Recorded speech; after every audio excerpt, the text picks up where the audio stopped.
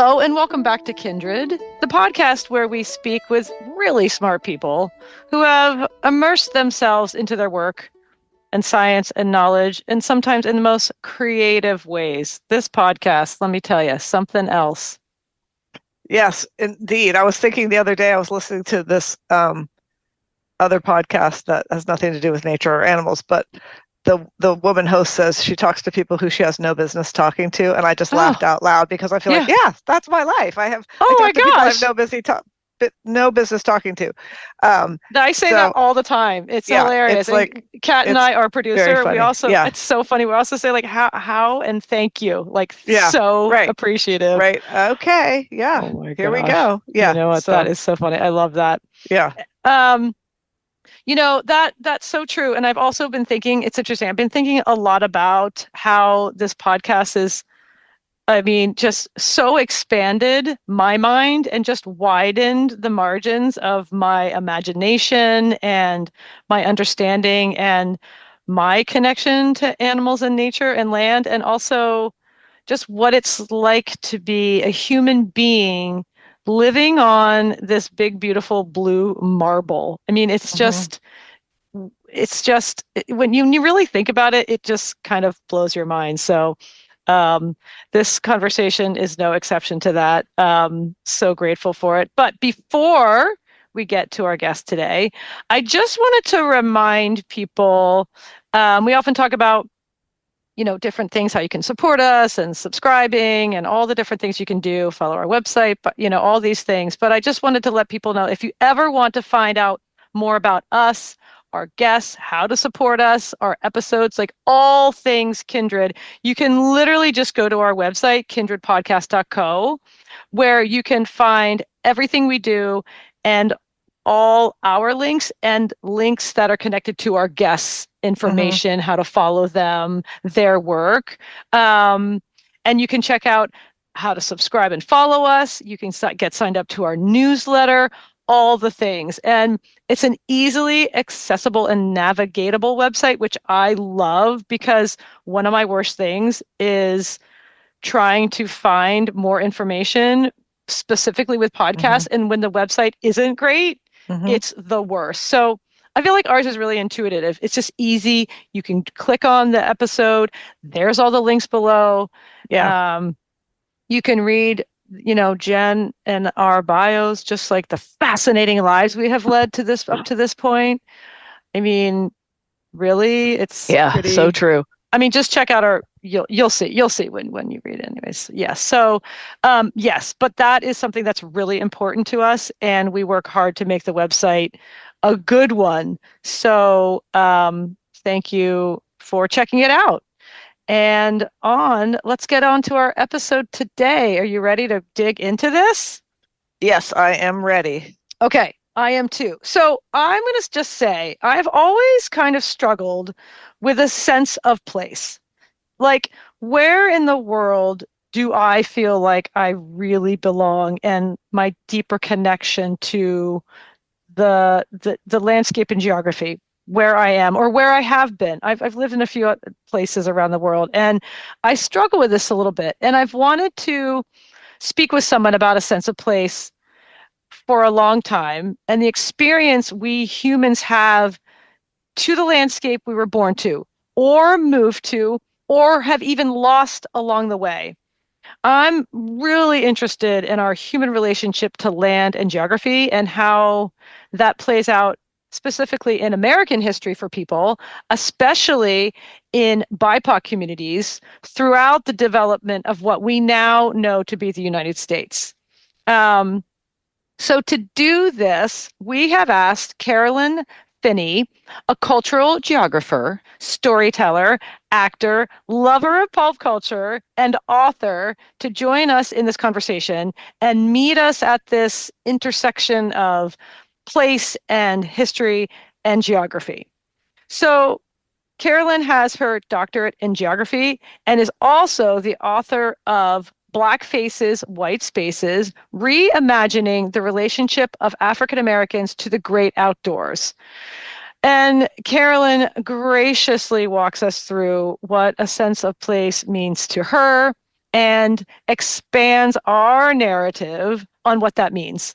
And as it turns out, a sense of place isn't just about geography, it's about how we as individuals and the bigger collective experience the natural world and what that tells us about who we are. And sometimes it's the land and our relationship to it that dictates our experience of place, which I find really fascinating. Um, I also asked Carolyn about one of my longest standing questions in my brain, and that is, does land hold memory? So we had a lot of big questions for Carolyn. She was gracious and patient and indulgent, and she did truly expand my understanding now of what a sense of place means. And we're so grateful to her. What a beautiful conversation. Mm-hmm. Yeah, loved it so much. And with that, let's get to this and dig into our sense of place. And we will see you at the takeaway.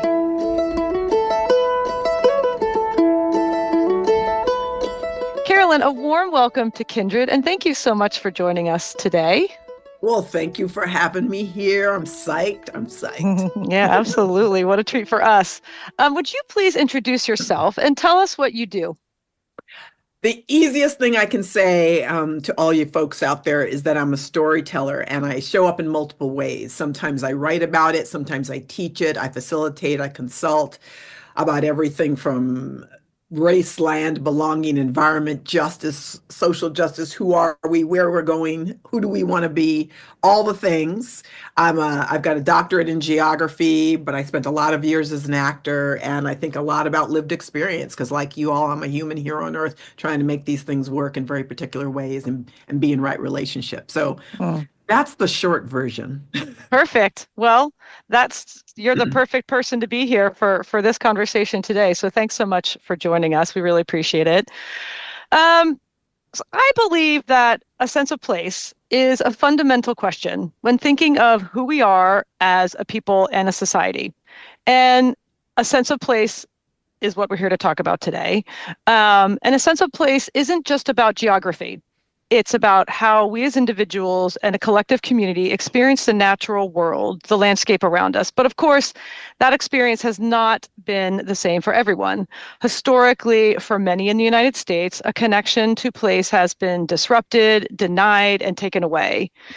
This is a subject that runs deep and is so much a part of all of our cultural experience and is a complex conversation. So we've asked you to take a walk with us through the landscape of our lives and uncover some of the history that might answer our questions. So when I was researching for this episode, I thought I'm so curious what general explanation would just come up if I Googled the term sense of place, and this is what came up. Quote, sense of place refers to the emotional connections and attachments individuals form with specific locations and environments, encompassing both positive and negative feelings toward a place. Sense of place refers to the emotive bonds and attachments people develop or experience in particular locations and environments at scales ranging from the home to the nation. Sense of place is also used to describe the distinctiveness or unique character of particular localities and regions. I'm curious, Carolyn, about your definition of the term sense of place and how you would introduce us to this idea or experience. How would you describe a sense of place, and is it fundamental to our humanness? Oh my God, that's such a great question. And it was actually an interesting definition because I realized I would expand on it. There's a few things I might say differently than I would have said even a few years ago. I think a couple of things. So I'm going to go here and here and here. All right, we're here for it. Yes, I think of sense of place. We're also saying a sense of self in place, right? Because what's embedded in there is that we, the human animal, is central to that conversation about how we feel about something. I also would push back or invite us to consider discernment over judgment. So what I heard in the definition was, we have positive and negative feelings about a place. And immediately that boxes us into, if we feel this way about it, it's a negative, representation. If we feel this way, it's a positive one. And instead, I'd like to think more expansively of just, we're being discerning. We feel a way. We feel a way about a place based on who we are, based on the larger context. The other thing that popped in my head when you were speaking, that reading that definition, was that I heard that it's a sense of, we can think of ourselves in terms of home all the way up to a nation. I think we can think of ourselves all the way up into as humans on a planet. And right. I was thinking the same thing. Right. Yeah. Right. So thinking of that famous image at the end of An Inconvenient Truth, the Al Gore documentary about climate change. It came out a number of years ago. Yes. And at the very end, there's an image of just the planet from, someone's perspective out in space, Right. and reminding us that this is our home. And every time I'd see that image like that, I burst into tears. Oh, yeah. Something for me very, there's something very powerful. Or when an astronaut talks about that, or I watch a movie that's about space, someone's in space and looking back, and the view of thinking of ourselves on a planet, how much more expansive that means in terms of sense of place. And what happens in terms of interconnectedness and considering who we are in relation to someone else halfway around the globe, how that changes when sense of place becomes, how do you feel about the planet that you live on, that you call home? Right. There's a I love scale. that. Yes. Yes. So expanding it out. And then how is it fundamental to our humanness then? If Yes. So far as we may know at this point, I'm still hopeful about the idea of life in the universe beyond this planet. And as far as I understand, we haven't proven or seen that yet.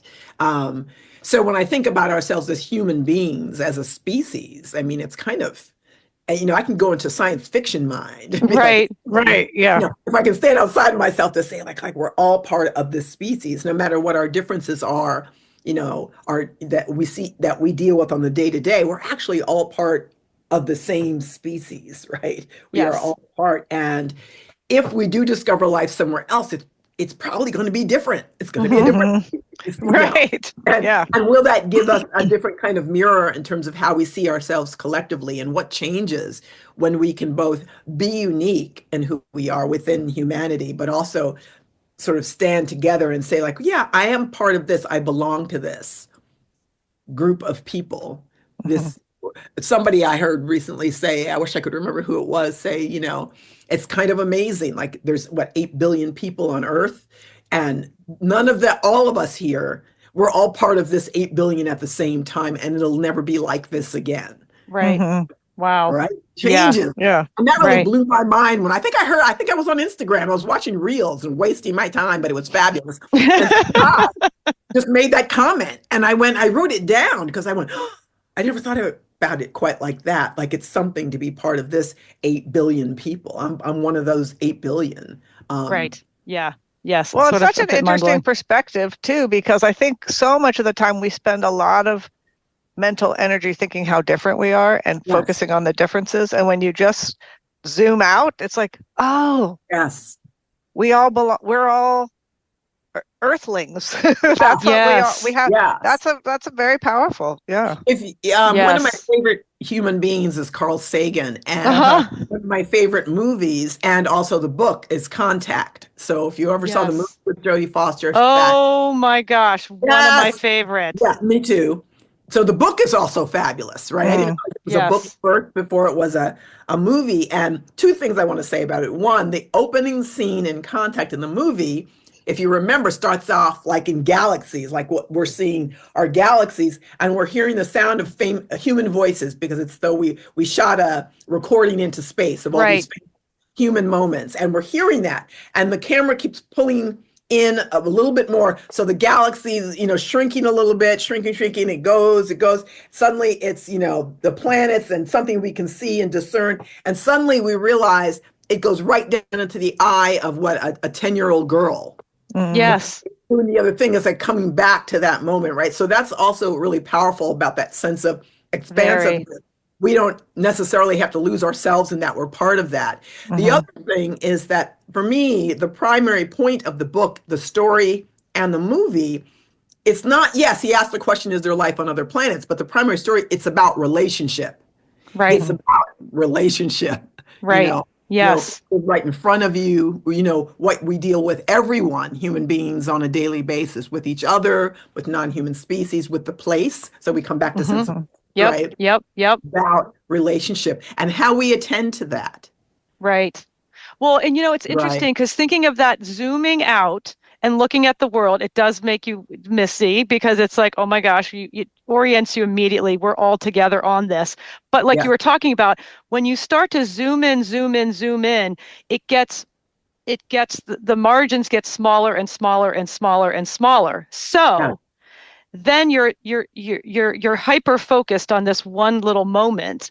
And when talking about place, I step into an intersection in that, like, as you're going through this zooming in, right? There's this intersection, though, consisting of the human experience in context to location, race, and history. So going back 400 years-ish, we'll just sort of generalize that. There are many people of color whose experience of place changed dramatically and often violently. And like I said above, historically, for many in the United States, a connection to place was disrupted, denied, and taken away, often permanently, which all over the planet, which also severed many from land that was deeply meaning to them culturally, traditionally, spiritually, economically. And so I think about how landscape or environment combined with one's location, race, and history shapes an individual's experience of place. So, Carolyn, talk with us about how landscape and history impacts us depending on race and where equity, access, and inclusion come into play. I'm just going to slide that in there. And that was cute. You like how I did that? And goodbye. So I want to back up a little bit. I was getting a pad there because I wanted to write something down to make sure I didn't forget it. Was when I heard you say, about the experience of people, particularly Black people, as it relates to race within the United States in the last 400 years. I want to amend that a little bit and say, actually, everybody was impacted by that because race is socially constructed. That means socially constructed by people and then embedded within institutions that are constructed by people. And we all, careful about this, the way that I say is I was going to say participated or showed up with those constructions in very different ways. So we were all impacted. I think part of the reason we have the kinds of conversations and challenges we're having now is in part because we don't fully embrace the idea it's not just Black people who are impacted. Can I just pause you for 1 second there? So sort of just, I don't want to go down this rabbit hole really, but just a teeny little dip is what I hear you saying too. And this is with my anthropology background is sort of kicking awake here and saying, well, this race is a made up construction. There wasn't race in quotes before anthropologists, people went out into the world and said, you're different, you look like this, and all these categories. So that's somewhat of what you're referring to as well, right? Okay. We created it. Yes. If we were taking a class about the history of race and why, I mean, for me, it's linked to capitalism, it's linked to power. Yes. There's all these simplifications that some felt had to be made. And also, in our infancy, if I give us some grace in our infancy around science and knowledge, the way we even understood knowledge. I mean, we used to, in anthropology and in geography, we measured heads to determine if a person was smart or not, depending on what part of the world they came from. So, and this is then like eugenics, right? I mean, this is all the stuff. Yep. Right. And for me, it's all human beings did it. We did. Yep. Right. Absolutely. That's a fantastic distinction. Thank you for that.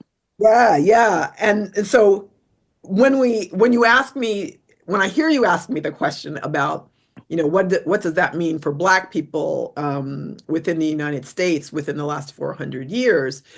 Part of that is, I think all of us show up at different places on that circle of that, the experience of race in the United States.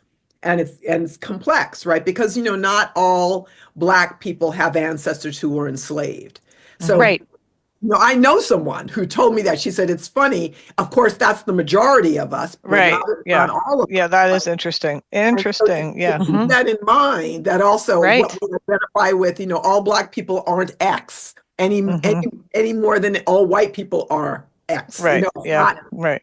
not true. It's just an easy way to have a conversation, but not necessarily the truest or the best way to have a conversation. Right. So when I think about the complexity of any group of people, but since you're asking me about Black people, part of it, I always have to work backwards about my own interest in understanding.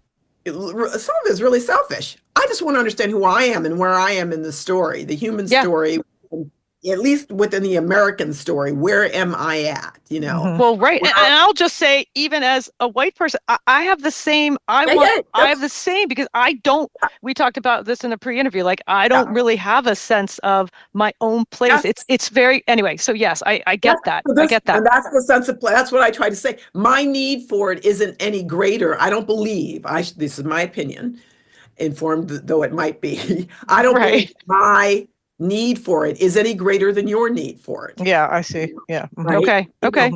Part of the frustration in our current history, as well as in some of our past history, is that some people's experience of sense of place has been elevated as the more important one, not only that, as the dominant one and as the norm.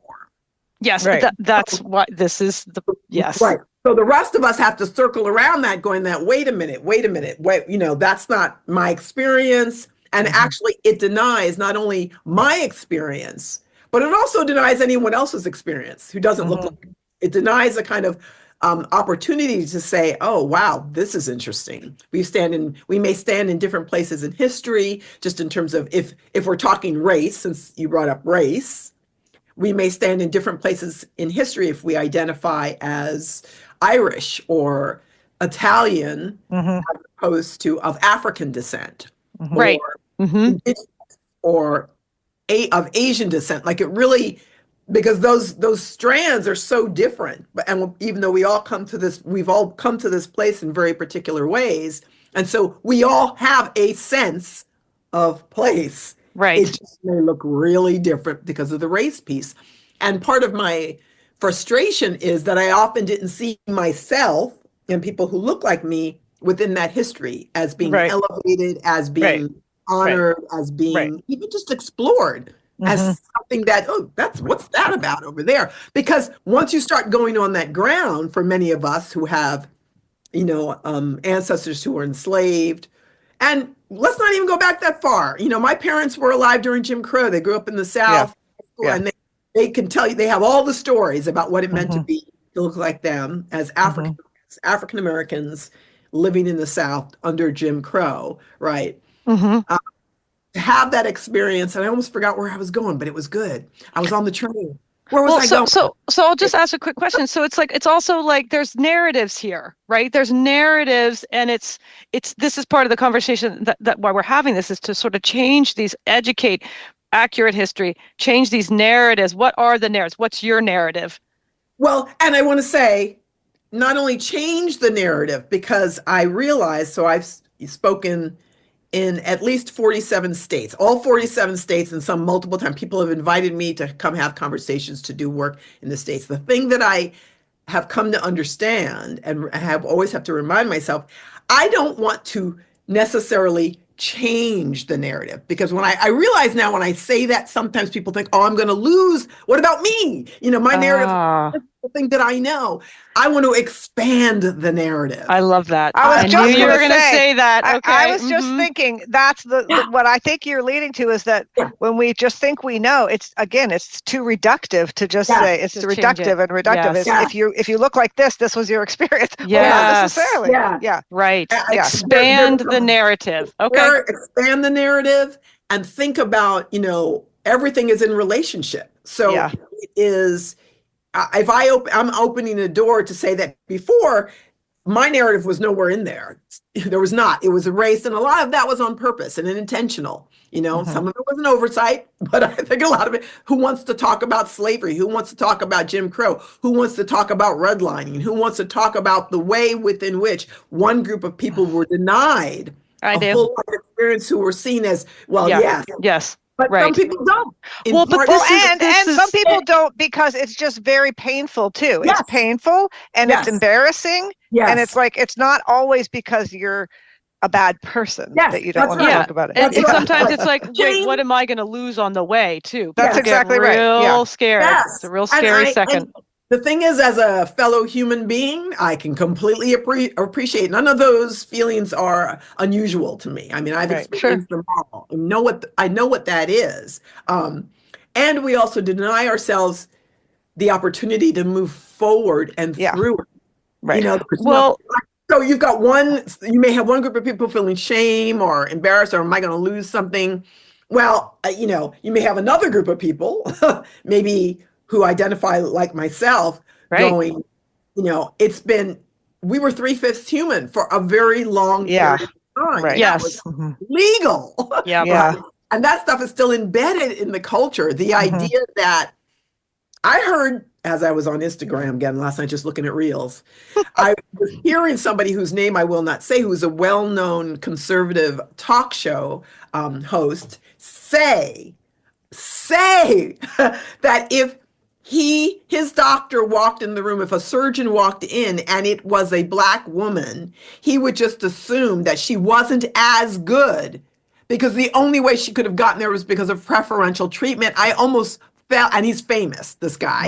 Yeah. And I almost fell out. And the person showing that video then got on. It was a white man who really railed against what he just heard. Yeah. But to understand that sentiment is an old sentiment. Yeah. Absolutely. Yeah, right? absolutely. And so we're just standing at different places. Not better places, not worse places. I don't find that measurements useful, because it doesn't give both of us room to be whole and sort of stand up where we are. Right. The power of that, of saying, we did some things all over the world. Groups of people have done bad things to other groups of people. It is a human trait. Right. Yeah. It is a human trait to do that. The question of power and power grabs and the struggle over power is everywhere.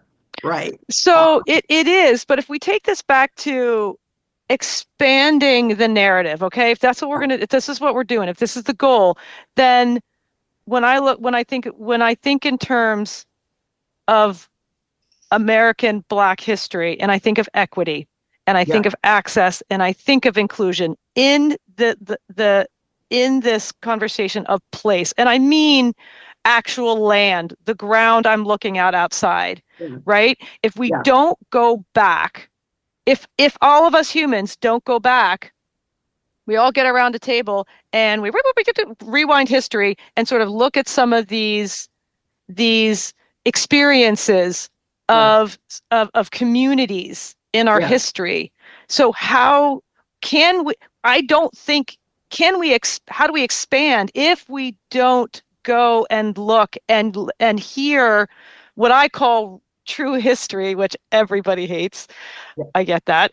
Do you see what I'm saying? Because of the real experience of this is where, how do we expand the narrative then? I think so. I was talking to somebody earlier. I tend to make a lot of references to pop culture, but because I love films and stuff. And I was rewatching the movie The Martian with Matt Damon, which is about it's actually really well done about, what happens. This group of astronauts go to Mars. They think he's dead. They leave him there by accident. And then the whole movie becomes, back at NASA, everybody, how do we get him back? And and he tries to grow potatoes.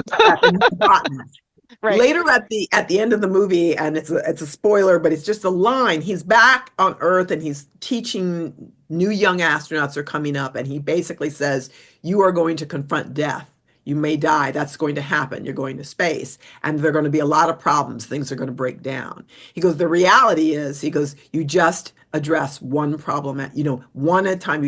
Each problem that comes in front of you, you deal with it. So when I think about expanding the story, it is not about necessarily saying, oh my God, we've got to look at every bad thing done to Black people for the last 400 years, right? For me, it's about taking one piece at a time. So Okay. if we look at education, how can we expand the story? Well, what are we teaching? What are the Right. canons? Right. So I'm not saying we shouldn't have certain authors in there. I'm not talking about canceling anybody. Right. God, we can handle complexity. Let's Mhm. get some other people on the list. Who's Yeah. being hired to do that? If I look at the mission statements of environmental organizations and organizations that look at conservation easements that deal very directly with questions of land, who's serving on the board? Right. What companies is it serving? Also, I think about yeah, we can talk about Black people in land, but we can't talk about Black people in land without talking about Indigenous people in land. Yeah, They exactly. were here Right. first, right? Absolutely. Yeah. I mean, yes, So this is. also, how do we have that? We expand the conversation to Mhm. remind ourselves that, for me, no one group necessarily takes precedence, and we don't have to be a hierarchy. It is not about who had it harder or who had it easier. It Right. is actually about understanding ourselves collectively in this place, which is the planet, right? And very specifically in this place in the United States, right? Part of North America. So for me, there's plenty of ways we can do it. What television shows are we seeing and put it on? Who are we supporting to, I mean, I don't even, every form of publishing Right. houses, Right. media, Yes. academic institutions, Mhm. politicians. This Yes. is all the stuff that, especially the last previous 4 years, that we were trying, a lot of folks were trying to say, oh, this is an opportunity. We can kick that door open to expand the Right. narrative of who we Yes. are Okay. for everybody's sake. Yep. Yep. Does Well, that and I make think about, if I'm thinking then about access, which is what you're making me think of, if I think of like, okay, access, I believe, was denied so that Black people in this country, Native people in this country, were pulled away from their access to their neighborhood, to land, to the natural world, to a beach, to the ocean, to all these different things. Then you don't get to, in some ways, the lack of access takes your sense of connection to it. It's not your land then. It's not yours, it's ours. And if my sense of humanness is directly related to my connection to to free access to my environment, right? Then this is it to my environment, the natural world. Those of us who have access do you see where I'm do what I'm I see if what you you're saying, and so I'm gonna push back a little bit, Yep, yep. just because I like to do that. Yes, please. So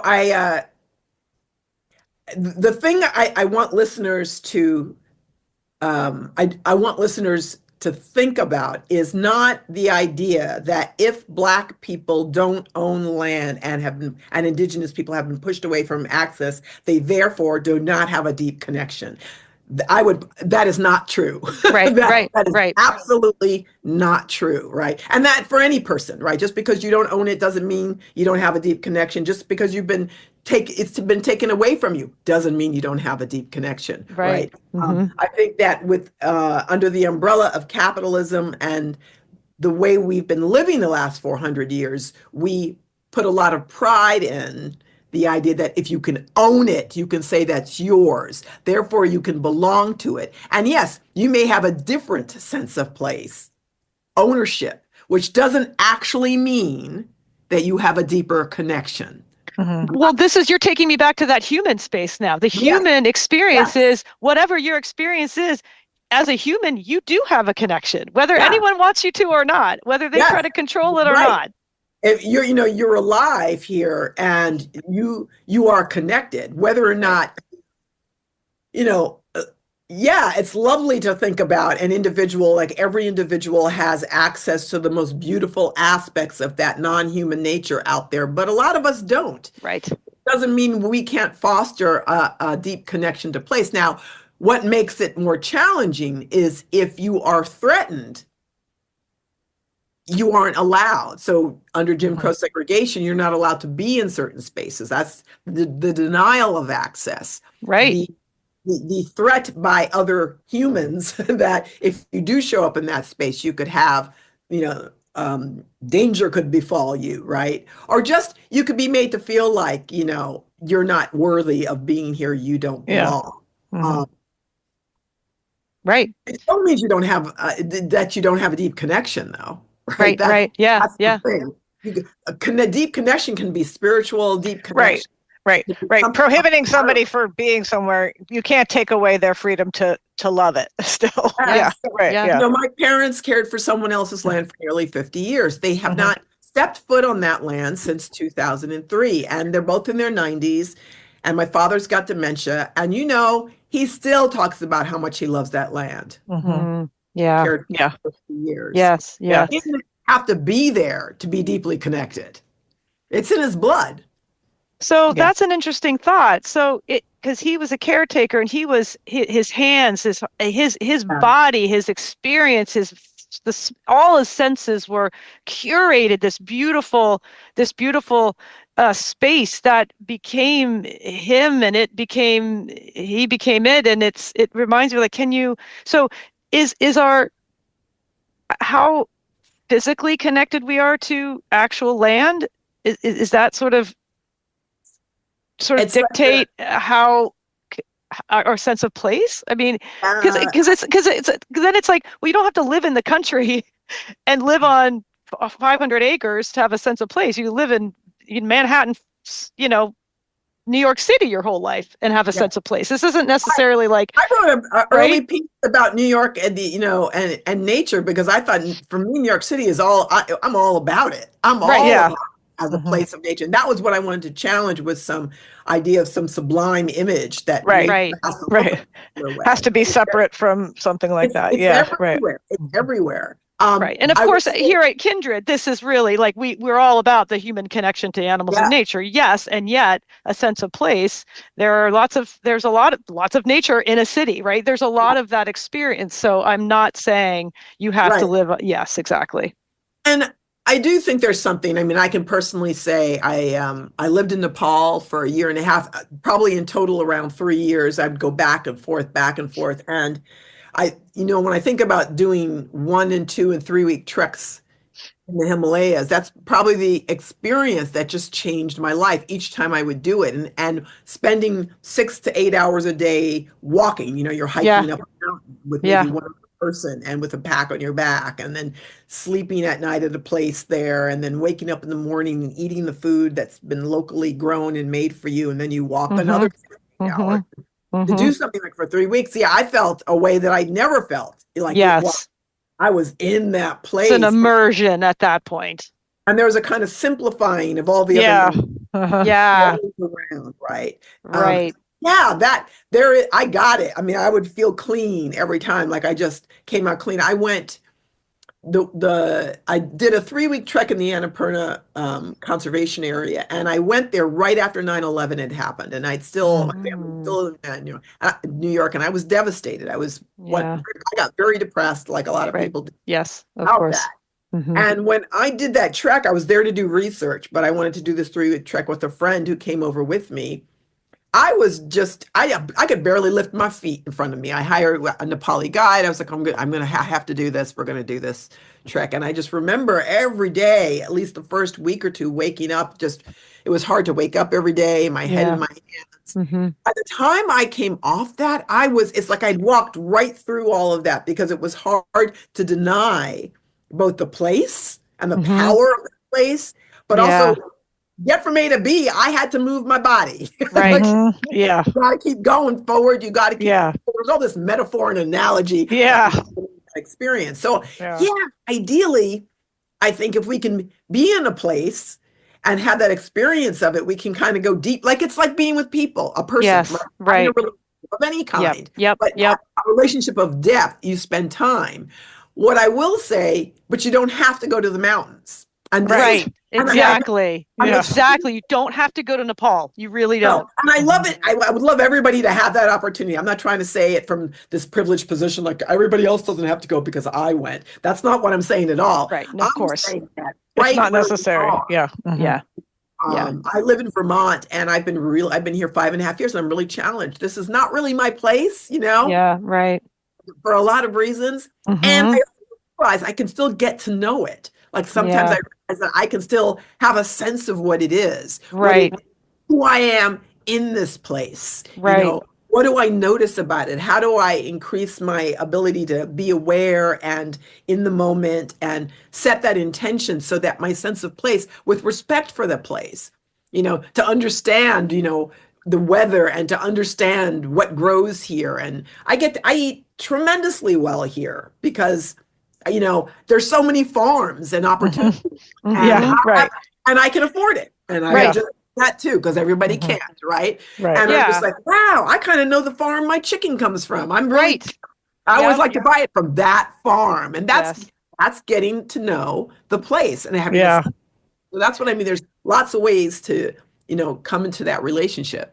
So this is making me think about, you're talking about being in Nepal and just sort of like the body experience and what's getting absorbed into your body and the experience. And it's getting into that, like, kind of like, it makes me think when it's getting into that clearing out at a cellular kind of level, right? It's like getting you to a new place. And it makes me think about, is there any connection between generational trauma, genetics, and a sense of place, like time experienced over time? And if so, how does the experience of our ancestors, like you were talking about your parents, and we all have them here, so how does the experience of our ancestors impact or influence our experience of the place that we were born into?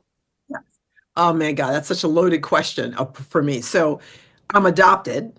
So the question of Mm, genetics is mm, loaded. mhm, Um, I have information and I know some of my biological family. It's a recent occurrence. Mm-hmm. Uh, and still the family that I raised me is my family, right? But I'm not genetically related. Right. Mm-hmm. I don't think you have to be genetically related to have generational trauma passed down. that makes sense. For Yeah. sure. Mhm, To Mm-hmm. understand. I mean, Mm-hmm. and in the case of my family who raised me, there are Black people too, Black Americans. And Mm-hmm. I can, part of the reason, the drive of understanding, I mean, I was a Girl Scout when I was a kid, right? So Mm-hmm. it's a very wealthy neighborhood because we were, my family was caretaking this estate. And we were the only Black family in the neighborhood. And so I did the things a lot of kids did. I had a paper route. I was a Girl Scout. Mm-hmm. My father did not want to let me go on any of the Girl Scout trips where you go overnights in the woods because this was mm, these. mhm, Interesting. Uh-huh. And he's Black Yes. and grew up in the South. Right. And he was just like, I don't think so. That's Yeah. Right. generational trauma. And That he's is, right. Absolutely yeah. not. No, Right. ma'am. And Mhm. Right. actually, And that had that a kind of direct impact on related you. to Right. me Yeah. Mhm, Yes, as well, that's about it. Hmm. not just both as a woman as Hmm. well as somebody who was Black and going, Yes. oh, Yes. so yes, So it's go. more the familial sort of connection. It's nothing to do with like, yeah, so it's the familial sort of connection with generational trauma in context to sense of place. And he's like, that's for him where he's like, okay, my experience is no, no, thank you for a young Black girl in the woods. No. Yeah. Well, and As right, it's well, passed down to you, even though it didn't come through direct blood. yeah. Right. Uh-huh. Yeah, Yeah, yeah. absolutely. Both Absolutely. my parents, my mother's mother and my father's mother were both maids for white families. So the sense of, sort of caring for that Mhm, relationship, both what might have been traumatic about it and also what might have been useful about it. I mean, the Yeah. thing is, and this is going to be controversial for some people, there may be an assumption that that's just a bad relationship. You know what? It meant that my grandmothers had a job. yeah. It meant that they could put food on the table and they did Mhm, what was necessary to feed their families. mhm, That also gets passed down. yeah. Right. Willing and ready to do what's necessary without losing your dignity and without Hmm. losing your sense of pride in who you Yeah. are. And that's Yes. a learned trait, right? Yes. Yeah. Well, Yes. I see that with both my parents. So they were never kowtowing. I mean, the family that they worked for, a very wealthy family who provided for them and all of that. But there was never a sense for me that I watched my parents sort of tap dance, other way. There was a kind of respect. And I want to say that the owners were pretty damn respectful. It was a Jewish family. And, my father and the matriarch of that family had a very close relationship, so much so that when he died, she wanted him by her bedside. Yeah. Recognition of that. And so that, for me, is an example of how complicated it is. Well, and that's part of the expansive conversation, which is just because your grandmother was a maid doesn't mean she was treated poorly or had a bad life. It just means she made different choices and she did what she needed to do. She made different choices, and also she had different choices. Yep, both. But she had choices in the choices that she was making, right? Like, But I think we all have choices. We just don't have the same choices in the same way at the same time. Right. So you're saying your father was by the bedside of the matriarch of the estate owner. So this is again back to that human experience of the deep connection and love that they shared. What was they shared something, an experience together connected to that space. Right.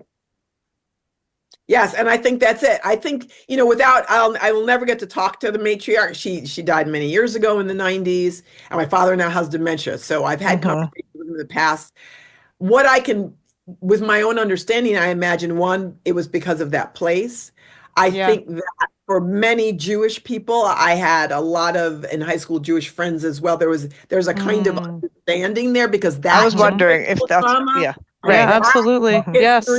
I think there's some similarities. There are. Of what it means to be a people that are treated really poorly collectively. Yes, a lot of historical conversations between those communities. Yep. And be denied a place. Yeah. And absolutely. Right. Absolutely. Which I think is really powerful. And I don't know that that the matriarch and my father sat down and were going, yes. And so, we both I just think that was in there. Implied, right? It was implied, yeah. Yeah, it's an energy. It's more beautiful than that, actually. The connection runs a lot deeper. I mean, it's because of that family. They were able to adopt me. They arranged the adoption and paid for it. Oh wow. Because my parents were poor. They didn't have, just moved to New York in the 50s and were doing this job. And my mother thought she couldn't have kids. So, I can look back at that relationship. They're not the bad white people who happen to be rich. They're people. Yep. Yeah. And that's, again, this is why it's so important to have these conversations. And like you say, this is in my brain. It's got in my bones, expanding the narrative. Yeah. So a little bit, I'm going to switch gears on this a little bit, if that's okay, because it's something I really want to talk to you about. And I have often felt an energy in certain places that makes me think that land can hold memory. And I know that's going to sound weird to a lot of people, but it's almost like a whisper or a presence echoing through time. Carolyn, do you believe land holds memory? And if so, how does that memory live on through the years, the centuries, and how is it we can experience it today when we go to certain places and you just get a vibe? Yes, and I feel that way, absolutely, that land holds memory. I think it remembers us, and I mean the us in the broadest sense, in the most fundamental sense of who we are as a living being, and a sense of our presence there. I think about a lot of the representations of that, of course, are through the eyes of us as humans, right? So I can talk about how I see that happening, but I know I don't know that, this is a hard one because I was going to say, I don't know that the land has told me this, but maybe it has, maybe if I'm paying attention to what that is. When I think about, I got a chance to get back on the estate I grew up on with a film crew. Oh, wow. And it's a longer story of, there were brand new owners on the property, and there were, it's now a conservation easement. And so it took a number of entities from the New York Botanical Gardens to EO and all these people coming together to get me back on the property to tell a story. And part of the story I want to tell was that my father had given my mother a weeping cherry tree many years earlier for an anniversary gift. When they left the property, they couldn't take the tree with them. And So we decided, in 2020, 2021, they were like, well, what if we could tell that story of who your parents were? That tree was a representation of the memory Uh-huh. time of caring for on that property. And right before we were going to go, they the new owners, the conservation, the land trust, as well as the crew, we realized that the tree had been cut down. Oh no. Yes.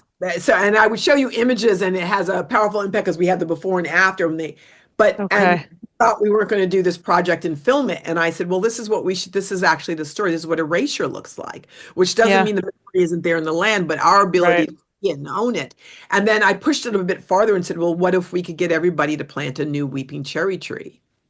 And we make that what we film. So everyone, the new owners, the land trust folks, the crew, myself, we're all there. And that's what we did. So now on that property, there's a brand new weeping cherry tree, and there's film of all of us participating in its care, because the point I wanted to make was it started off as representation of my parents' memory and our family being there, but actually it's all of ours. It's actually all of ours, and it's all of ours to be responsible to. Mm-hmm. So part of the memory that I think land holds shows up in the stories that we tell and what we're able to see. Right. I teach one Right. class at Berkeley, and they've been working on their environmental autobiographies.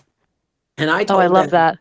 to pick a place that has helped them shape their relationship with nature. I said, you can't get the assignment wrong. Doesn't matter what place you talk about. Your Right. grandmother's garden, wherever it is, right? So Mm-hmm. they talk about it in a few pages, they write something. And I say, now I want you to spend the rest of the semester really learning about that place. All the things you don't know, the history of it, who might have lived on it or owned it before, how the land has been used, how land use has changed over time, what has grown on the land, what wildlife. How deep can you go? How wide can you go? And then in the end, you're going to tell a new expanded version about that place. Mm-hmm. There was something I was going to say there about that. That the memory, the information is always there. The other thing, many of them will say that they can only go back so far because they find that there were the indigenous people, or they can't get that information. And I said, well, the absences tell you as much as what you can find. Right. Mm-hmm. That's also part of the memory. It's interesting. It's how you interpret it, of course. But Who and what isn't there? yes. Yeah. You can watch, if you read, what is the almanac when you're looking at weather over time? Oh, the Farmer's Almanac? Yes. Yeah. It's really interesting because to think about even just the weather and how it impacted the landscape over time, you can get a really general understanding of what might have been possible on that land. Was it Yeah. Right. what grew? What trees are still there? What trees Yeah. aren't anymore? So is this, so I'm just like, is this sort of like, yeah, go Yes, ahead, and go I ahead, just go put ahead. one more sentence. Just Yeah. sorry. The land not only holds memories about itself, but it holds memories of who we are in relationship to that land. There it is. Yes. That's it. That's Yes. it. Yes. That's exactly who we are over time in relationship to that space. Oh my gosh, that's what it is, right? Because it's like I was writing here, like going to a place that has been consistently curated through time by humans. So you were saying it's like it's a visual, Yes. and so you see that, and you can see sort of the hands of humans in a space, and it sort of awakens all of those senses. So it's that sort of that visual connection, but it's the curation over time by humans. It's curation, and also, I'm not indigenous, so I can only speak to this as what I imagine, that for some it's just, I always understand that for many indigenous peoples, that relationship wasn't necessarily one of curation as much as one of reciprocity. So it is a recognition of, there are some tribes that were more nomadic because they understood that they would have to allow the land to rest. So they didn't stay in one place all year round. They, what was available in this place, but they understand to move and let it lay fallow so it could rest. Right. they go somewhere else. So it's also a sense of how we may or may not have been in reciprocity with the place. Yeah, right, right. What are we guided or have been guided by when we think about building up this country and the need for to feed certain industries, for us to have heat and electricity and build a railroad and all those things that I'm really glad we have. I'm Yeah, just saying, right, right. Sure. right Yeah. now I can turn on my light and it's I nice. love a toilet. Thank you. I love Yes, a please. toilet. Thank you very much. Thank you. And also, that dictated our relationship to place. Yeah. Land. Not Yes. what the land needed, not that we weren't thinking that. I would argue we're still not thinking that Yeah, way right. on a large scale, Right. So it tells us so much about our own behavior, our own needs, our own growth as a species in this place, not just how we Oh relate, man, yes. also the place, like what we were trying to do. And there's something, somebody may hear me and think, oh, I'm putting down the fact that we've built and grown. I'm not at all. I think it's an incredible creative act to look at a place like the United States and think, what can it become? What can we become? And all the marvelous things that have come out of that. There have been so many, like I get blown away sometimes when I look at buildings I said, people built that. Yeah, Right. right. Yes. Yeah. Yes. Or Right. a big ship, or have Right. come up with the cell phone, or whatever it is. I think it's kind of incredible that we have that capacity. Yes. So it is not about diminishing that experience. And it's also understanding what often gets lost, in my opinion, is the land itself. The Yes. place itself can get lost in that. It's something that we use until we can't use it anymore. We can't figure out how to use it anymore. There's a story Right, for sure. Yes. called American Outrage, and it's about two Western Shoshone women who are grandmothers and who are sisters. And in Wyoming, I don't know how many hundreds of acres they had for their horses and their cattle. And based on a treaty, the Treaty of Ruby Valley, I think it's 1863, some date like that, with the United States, the Western Shoshone were allowed to be on all of this land. So based on this treaty, these women, as part of this tribe, raise their animals on this land. Well, somewhere in the 60s, the U.S. government decided no, they can't. And the Yeah. Bureau of Management said no, they can't. At the same time that the U.S. government was saying this, it just happened so, coincidentally, there was a discovery of gold underneath that land. Oh, yes. And the ability to actually extract the gold. Right. Because before that, we didn't know how to do it. Right. Right. So suddenly the government wants that land. And so you just think about it. The land, again, tells us so much about who we are and how we behave. And it's not a happy story. So you Right. you can look it up, not a happy story. Horses that died, trying to get these women off the land. I mean, Yeah. It's an interesting, and I'm not trying to paint anybody as a bad person so much as to say, I think some ways that it was handled were really poor. Mhm. Yeah. The ability to, land becomes, you hear people say all the time, land is about power. Mhm. Land ownership Yeah. is about money. Absolutely. Right. Yeah. And if you're talking about and let's just say there are absolutely bad people in history. Let's just know that there are bad people, and that's okay. And yes, there are. But what you're talking about too, like it's reminding me, going back to, like, we were talking about, like, indigenous perspective of reciprocity. They don't people we've talked to a lot of times, like, where they don't own land. This isn't about ownership. This is about governance with reciprocity. They call it, people we've talked to call it governance more than, it's not government, it's governance. Yes. And it's Yes. sort of this, we aren't above or separate, we're integrated. So it's like, it's working together. Yes. And I think And that's in part because they have that in their history. Like that's Yeah, also exactly. Yeah. That's right. That's how they, yeah. that kind of knowledge and Right. information. Recognizing that, I don't think any one group of people, any group, can be romanticized. Like 100%. to deny both struggle, to deny Mhm. both what's been lost and Right. the experience of loss. Yes. to deny um, not everybody in any group agrees. Yeah. It's not like every group is in agreement about who we are collectively as a group. Yeah. Well, Identify.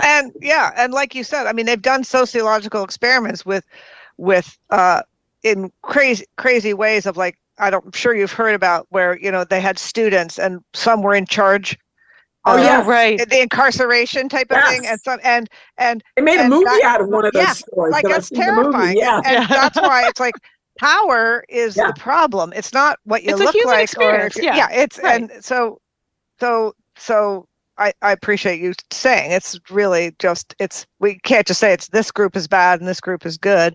Yeah, No. power's a real tricky thing. And again, that's what So brings us back to like we're this is what our species does. This is a right, species issue. Like we're right. human beings and this is kind of what we do. And yeah. Species issue.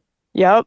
Well, So and I was thinking about one more thing quickly about place. I was thinking if you knew a place so well, let's like say when you were younger, not necessarily in where you lived, but mm, that idea of going back to a place and you mm, kind of recognize it, but you kind of Yeah. don't because it's mhm, changed Yeah. so much. mhm. And Yeah. just that you sort of have to kind of like, I feel like it's sort of like just blur your eyes and soften yourself to the experience of it. And then you can get back to the feeling of the land rather than what it actually so specifically looks like. But I was thinking that in sense of place too. Sometimes it's like just tuning Yes. into the energy that's there.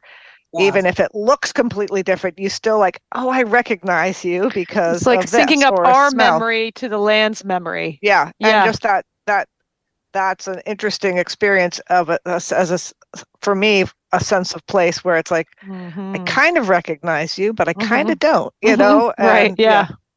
Well, I was thinking of some other movie I was watching the other day, the idea that a memory anyway is just an iteration. yeah, Right. true, yeah, Yeah. right. An iteration. Well, You that's true remove because half the time what we remember isn't actually It's even not real. actually So even close to yeah, correct.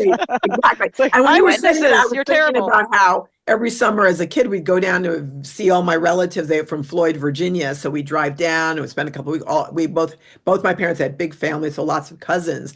And I remember as a kid thinking that my grandmother's house, Grandma B's house, was really big, and just Yeah. had a mhm, grandness to it because I was a kid and Grandma Yes. B and then going to. yeah, right. And then I Yes. remember maybe 12 years ago, it was 15 years ago, and she's long since passed away, but we went down to visit relatives and I went, that's Grandma B's. Like you look at that, Yeah, yeah, it right. looked small and kind Yeah, of uh-huh. old and just Mhm. Absolutely. didn't have the grandeur was The gone. magic was Oh, not for there sure. anymore. Yeah, For Yes, uh-huh. sure. I Yeah, have the yes, same with my grandmother. Her yeah. banister, it's just not as long as I thought it was when I would slide down in my church dress and get in huge trouble. yes, But yeah, no, it's yes, so true. yes. So Okay, sorry, Carolyn, Kate. no, go. So Carolyn, we ask everyone this question at the end of these amazing conversations. But for you, why is this such a critical conversation? And where does it sit within these intersections we've been talking about? Like, why is talking about a sense of place and understanding it as it plays out in our American society so important? Oh my God, that's such a big one. I only ask the big ones. I'm sorry. You're like, sorry, not sorry. Exactly. She asks it every time, so she's not that sorry. So Never Right, sorry. exactly. Exactly.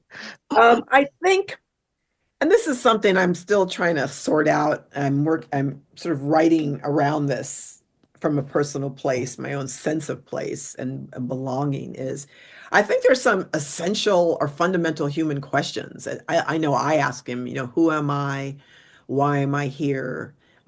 What is the meaning of my existence and what is the meaning of existence? And am I, and then because I tend to be judgmental of myself, I don't want Mm. anybody else to be judgmental of yourselves, but that's what I do. Hmm. Uh, am I living up to that potential? Am I understanding? Am I paying enough attention? And sense of place for me, in large part, it is about do I belong? Now, I have my own personal issues because being adopted means it brings that in that sense of where do I belong? The question of where, but also because I'm African American, because I grew up in the United States, because, and I can keep filling in the blanks of because, and because our society, culturally has made there's a I haven't always been invited in, Mhm. and what does that mean, right? And so Right. I think being able to feel a sense of place implies that I can also feel like I belong here. It's not I'm not a mistake. I'm not an aberration. I'm part of this Mm. experiment, this moment with 8 billion other people. And I think the reason why I said earlier the idea of the planet as a home, because that's what I need to do. Because sometimes looking very specifically at places like right here, right now, it's really hard. Mm. There's, it gets challenged, throughout it gets challenged about anybody's right to be anywhere because you look a certain way or believe a certain thing or, whatever it is, gets challenged, and that becomes too hard, and I can get lost in a in this feeling that, oh my God, I don't belong anywhere. And it's like, well, of course you do, because you're Yes. here on this, there's this bigger world. And I've had the privilege, I've backpacked around the world, literally. I love to travel.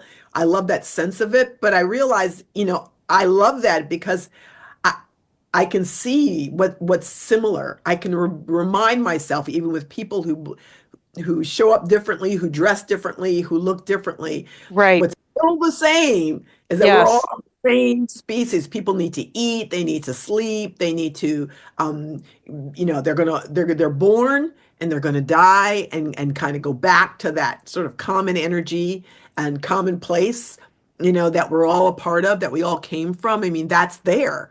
Yeah. And there's something about being able to, as my friend Kaylin Tutri says, to be upright. Like, how am I upright and then in right relationship, both with the place itself as well Yes. as with other people? And for me to do that well, I have to have a sense of place and a sense of myself in place so I can be Yes. responsible and accountable to that. Right. 100%. Yes. Yeah, And if you don't have accountable a to sense of that. yourself in place, then then you're not going to be as effective. Yeah. No, And you may just not then also, you may not understand another person's experience of place if you don't understand your own, right? And yes, it's like you're not just then someone's like historical narrative, right? You're not yes, just a person in history in the US. You're a citizen now of the planet because you've zoomed out and you've yes, expanded out, and it can reorient. And I think like you back to the top of the conversation, talking about astronauts looking at the planet and they're yeah, blown away. yeah, They can't even explain, but all of them talk about, oh my gosh, we're all yeah. this is we're all we're no we're all in this together, all of That us has, together. that has got to be the quintessential light bulb moment, I say, because Hmm. I can imagine looking and going, oh my Yeah. God, right, Yeah. here we are. And also, for some people maybe feel like, well, it's just too much to think that big.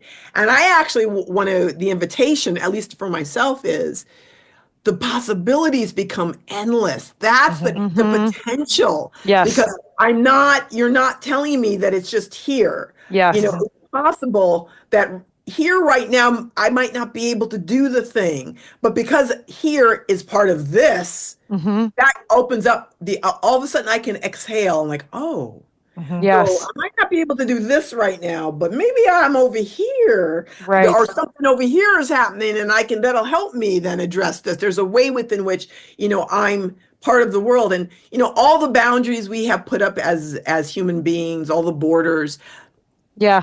needed that actually, that's not how it Well, really works. It's all and fake and too. It's like race isn't a thing. Borders aren't a Yeah, thing. It's just we think well, it is. But go ahead, Jen. and one of the experiences of that is divisiveness. Then it's like, yeah, how are we different? And we're focusing on the differences. And again, where you were like, we all are Yeah. born, we all die, yeah, we all have Right. to eat and sleep.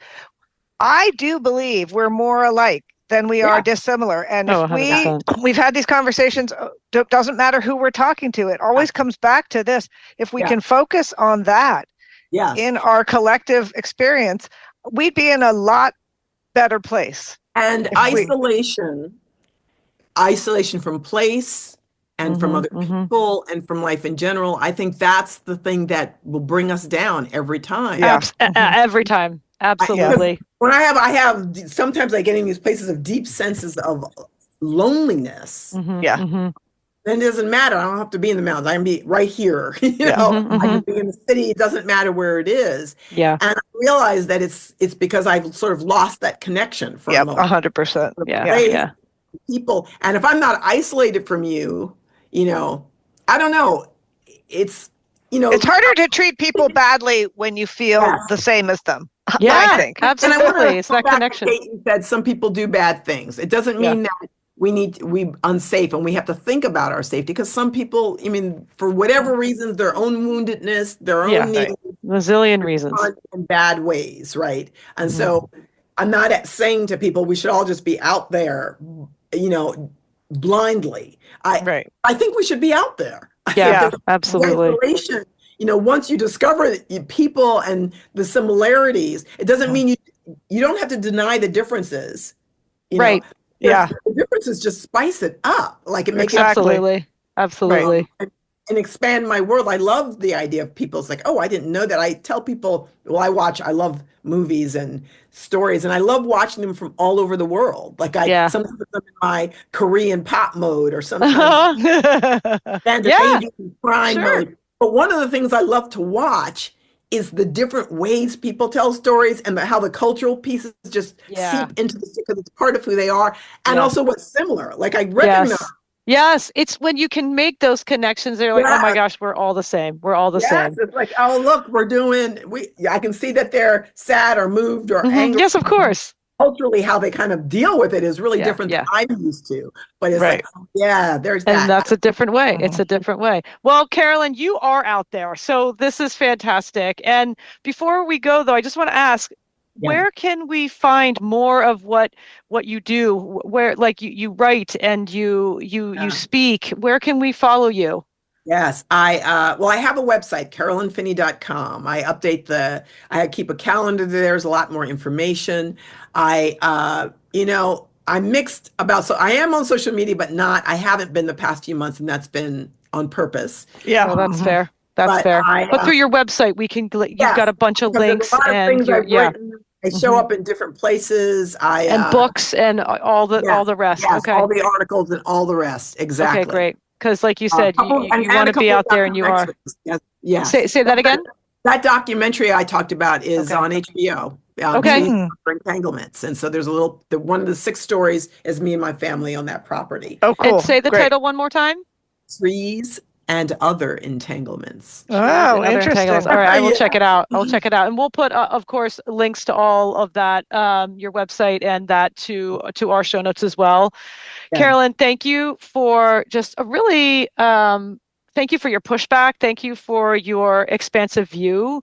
I so appreciate these conversations. They're so critical and important to us and to that bigger planet. And it's where these conversations there's a sense of connection, and then there's this love and empathy and this wanting to know a story, we want to know your story. I want to know more of my story. I want to know the story of the trees and the story of different species. And this is where it's at. This is really where it's at but people who are willing to come and speak with us, we are deeply honored and appreciative to your perspective, to your work, and to your version of being out there. So thank you so much for joining us today. We really appreciate it.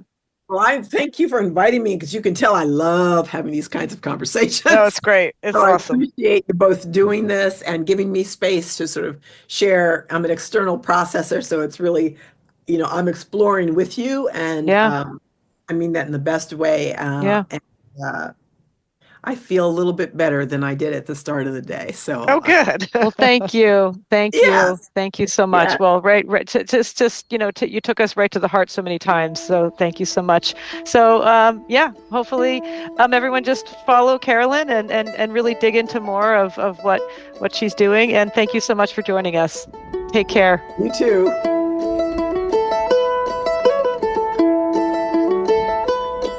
Hey, everyone, and welcome back to The Takeaway.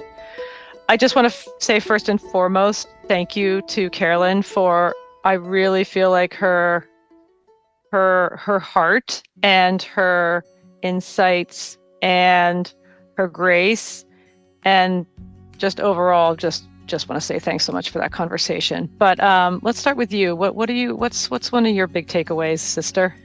So I actually am just remembering a second one, but I'll start with the one that we already talked about, which is, first of all, let me say that a lot of this I'm still digesting. This conversation was, there's just a lot to it, and her brain is large, and she's done a lot of thinking, and I appreciated her even saying, some of these things have changed even for me over the past few years, and they have evolved. So, which I appreciated, because I feel like, oh, that gives me space to evolve. Yes. Even from the first time I listened to it to another time I listened to it. Yeah, agree. And shouldn't we always be evolving? I love that too. Hopefully, but also just the pressure's off to know it. I don't need to know everything that this conversation was yet, which I appreciate. So anyway. I appreciate you saying that. I think that's a really good caveat kind of idea. Yep. I just loved that, the permission that gave me. Oh, okay, this is actually going to take some time. Yeah. So, but when we talked about so many different things, and but when we were talking about, I think you started talking about changing the narrative, and I loved her little nudges where she called it, I'm going to push back a little bit. She said, but I would rather say expand the narrative. And when she said that, it's like the cogs in the wheel, it all fell into place, because that's exactly the thing and we talked about expansiveness a lot in this episode, I think. So, yes, we did. Instead of being reductive, being expansive, but to expand the narrative, which for me, it allows permission for everybody's experience to be valid and to matter. And that, how she was saying, there's not one that's better than the other. It's just we want everybody's story to matter. The same. Not one is a brown person isn't better than a white person. They're just different, and and vice versa. Says, yeah, exactly. I love there's room for all the different variety. That actually makes I think she said it makes the conversation more spicy or something like that. We don't have to actually create the room to expand the narrative. I just thought that was really powerful to me, because I think there's a lot of wisdom in that, and that, so many things that our guests say, that could be applied to so many different things in our lives right now, that if we could be a little bit more expansive, that there could be some real value in that. And the other thing that I think I loved, when we started the conversation, when she was talking about space, and she was talking about looking back at the planet in that movie that she was talking about, I think Contact, and just that also hit me again, that we all have being human in common. And again, it's to look for the places where we're more similar than different. And if we, again, could focus a little bit more on our shared experiences and shared feelings, our human species, our shared, what we share, I think that could serve us well also. Those are two of the things that I loved the best about that conversation. Well, I'm going to back up to what you started talking to, because about at the top of this, and that was on my list as well. And I think what I loved about it too is she was just saying, leave room for the nuances of another person's experience. And not every white person enslaved people. Not every Black person was enslaved. And the majority, there is a majority, and we talked about that. But she's like, can just expand. She's pushing back on me with that narrative. I love that, because she's like, you need to expand your idea of what another person's experience can be. And I struggle with that a little bit as a white person, because I do hold a lot of okay, well, but, and she's like, okay, well, that can be true too. And expand and open that space for the nuance of someone else's experience. And don't think you know all the time. That's so key. Don't think you know. I think a lot of us, I will say for sure myself, we think we know even if you're Black, then you've been oppressed, for Mhm. example. You know, Mhm, that's mhm. we think we know that because they were all enslaved. Well, she's saying, I actually have talked to a person whose their ancestors were not enslaved. I'm like, Right. wow, okay. Right, Like right. just that assuming, Mhm.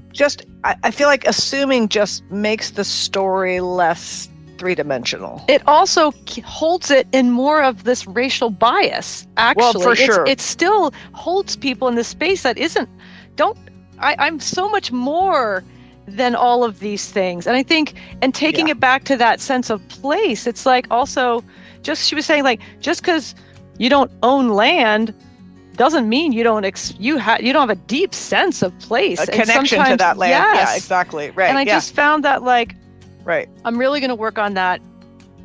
And I'm so grateful for her for her pushback, because this is why it's so important for us to have these conversations, to learn another person's real experience. And she's like, and I'm not speaking for everyone, I'm speaking for myself. Right. And she has a legitimate, to me, space. And she said, yeah, but you do too.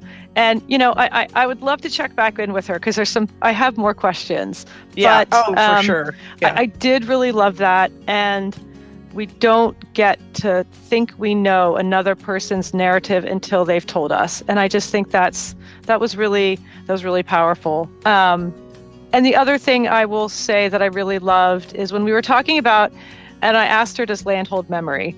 And she said, quote, land not only holds memory about itself, but it holds memory of who we are in relationship to that land, and who we are over time in relationship to that place and land. And I said, when we are consistently curating a space over time, she said it's not just curation, it's reciprocity too, for a lot of people, like native Right. people, indigenous Right. people. Exactly. And that whole kind of perspective of and just through that reciprocity, curation, all the things, it's what we're able to see. And she was talking about what we're able to see is how the land holds memory, which I hadn't thought of that perspective before. I thought that was so beautiful. And she talked about the cherry tree, I believe her father planted for her mother. Yeah. And then how it was there, and then how it wasn't there. Yeah. And just that was, you know, and then she was talking about how sometimes land dictates our relationship to the land. And you brought up the memory of when you're a little child and you go back to your grandmother's house or something like that, and how all of the senses are incorporated.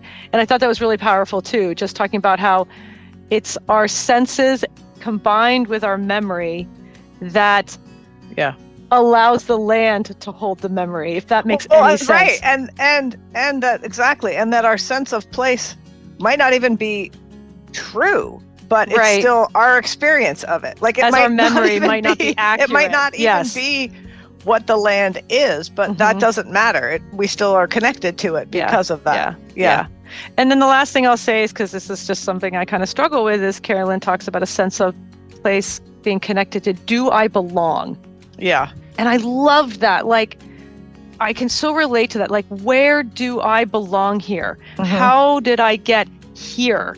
Should I be here? And she would say, yes, you should be here, because you are a human being born to this planet.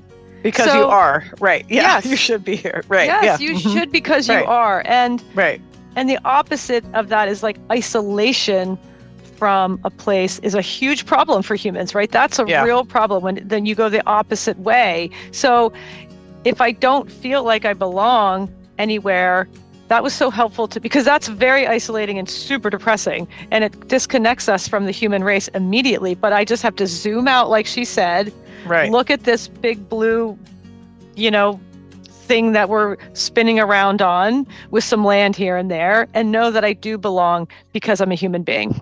Right. Yeah. And that was really powerful. I think, all of it was amazing. So thanks for your insights, sister. I really appreciate that. I love what you were talking about. And for you listeners, you can find out all you need to know via Carolyn's website, carolynfinney.com. And that's CarolynFinney.com. So carolynfinney.com, where you can find links to her book and anthologies and all things Carolyn. And we, of course, will also have links to the documentary she is part of, which is... it's a HBO original. Yeah, called Trees and Other Entanglements. I love that title so much. Yeah. Yes, I watched it. I highly recommend it. It's really beautifully done. And this is all on our website, kindredpodcast.co, where you can find all things Kindred podcasts there as well. So thank you to Carolyn again. Yes. There were so many little nuggets of gold throughout this conversation that listening back, I was like, oh my gosh, okay, I have more questions. And now I have some more questions. And hopefully we can speak with her again at some point. But thank you to everyone for listening. Thank you, sister, for being here in these conversations. I so appreciate it. And we will see you all next time. Lots of love. Take care.